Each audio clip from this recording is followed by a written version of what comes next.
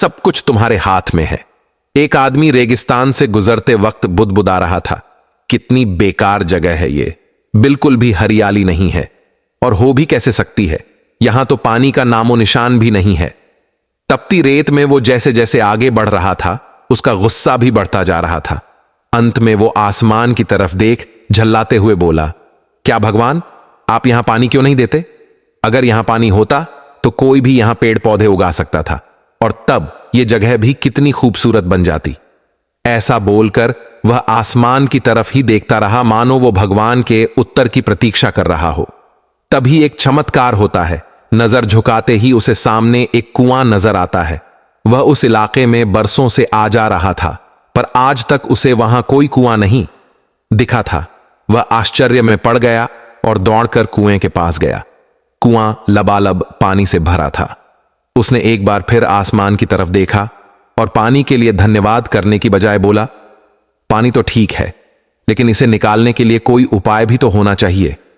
उसका ऐसा कहना था कि उसे कुएं के बगल में पड़ी रस्सी और बाल्टी दिख गई। एक बार फिर उसे अपनी आंखों पर यकीन नहीं हुआ। वह कुछ घबराहट के साथ आसमान की ओर देखकर बोला, लेकिन मैं ये पानी ढोऊंगा कैसे? तभी उसे महसूस होता है कि कोई उसे पीछे से छू रहा है। पलटकर देखा तो एक ऊंट उसके पीछे कड़ा था।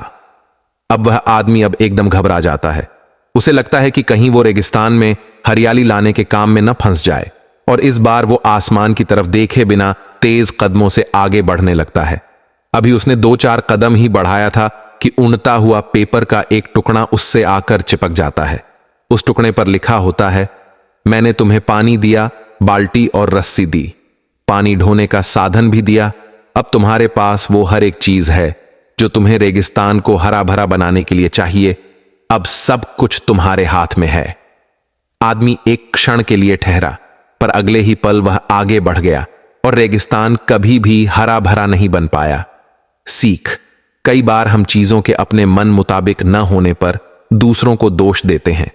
हम सरकार को दोषी ठहराते हैं, कभी अपने बुजुर्गों को, कभी कंपनी को, तो कभी भगवान को।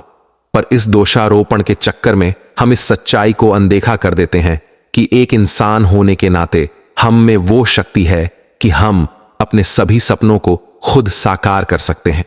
दोस्तों, आपको यह कहानी कैसी लगी और आपने इस कहानी से क्या सीखा? कृपया हमें कमेंट बॉक्स में जरूर बताएं। और अगर आपको यह कहानी अच्छी लगी तो इसे लाइक जरूर करें तथा अपने दोस्तों के साथ अवश्य शेयर करें। और ऐसी ही प्रेरणादायक कहानी सुनने के लिए चैनल को सब्सक्राइब करके बेल आइकन को ऑल पर जरूर प्रेस कर लें। धन्यवाद।